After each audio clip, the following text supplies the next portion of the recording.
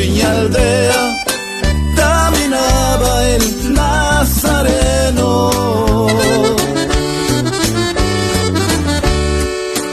a visitar a un amigo que se hallaba muy enfermo.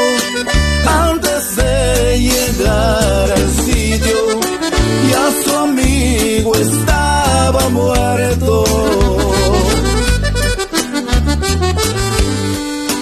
Cuando se acercó a aquel sitio, Marta corre presurosa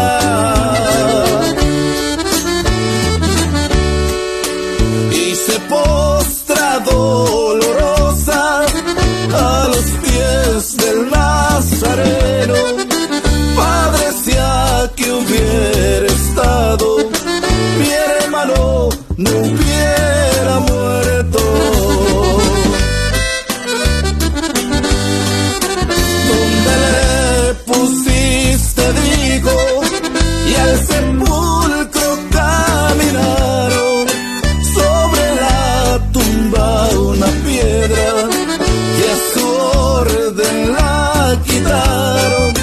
Marta dice 4 días hace que fue sepultado. Y no te he dicho que si creyeres verás la gloria de Dios. ¡Y eso!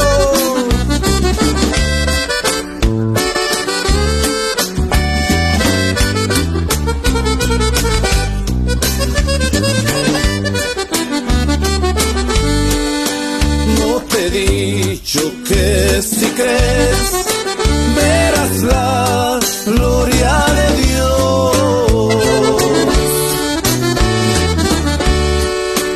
Lázaro, ven fuera, dijo, y tembló el firmamento.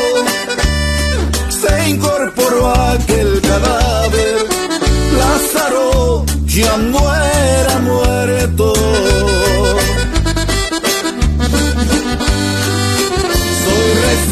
Resurrección y vida a los que me han aceptado, y aunque muchos están muertos y es por causa del pecado, pecador, si tú creyeres también serás levantado.